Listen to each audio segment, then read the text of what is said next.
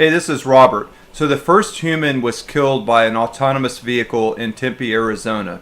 This is obviously a tragic event. It's tragic for the family and the friends of this person. This woman was pushing a bicycle across the street. She was taken to a hospital but later died from her injuries. I'm a cyclist, mostly mountain biking. I don't ride that much on the street, but this still resonates with me for that reason too. Video footage taken from the autonomous vehicle apparently showed the woman came out of the shadows suddenly and walked in front of the vehicle. And this led the Tempe police chief, Sylvia Moore, to make some interesting and controversial comments. She said Uber was likely not at fault, and she also said that the human operator of the car had little time to react. There's an interesting twist. Apparently, court records show that Rafaela Vasquez, the operator of the vehicle, had a criminal record under a different name. Records from the Arizona Department of Corrections showed that she served 3 years and 10 months in a state prison for attempted robbery and unsworn falsification. She was released from prison in 2005.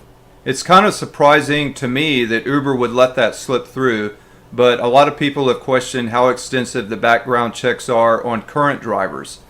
So Uber says they've suspended autonomous vehicle testing.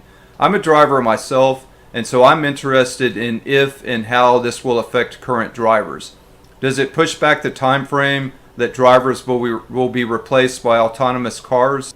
Maybe, but the plans are still in place, and as soon as this all settles down, Uber and the other companies involved will still be working on getting everything in place to have autonomous cars on the road as soon as possible.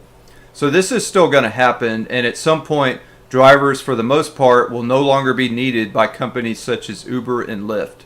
Even though a lot of drivers, probably all of them, would like this program to be suspended indefinitely, I think this is just a little speed bump.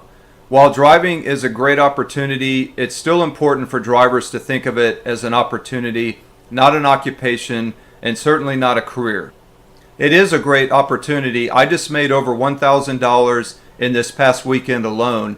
But if anything, this incident should just be a reminder that rideshare driving won't be available for drivers on a mass scale forever.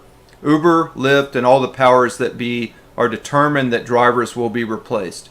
They look at us as cost, and we're taking their profits from them. So drivers should just be using this as an opportunity, not as a job. And as drivers, we should keep that in mind and be prepared for the future, for our futures. I'll probably write about this on my blog, so I'll post a link to the blog in the video description below. And that's all I really have to say about it. I just wanted to put it out there just to keep other drivers informed. And I'd like to say condolences to the family and friends of the deceased. And drivers, just be safe out there.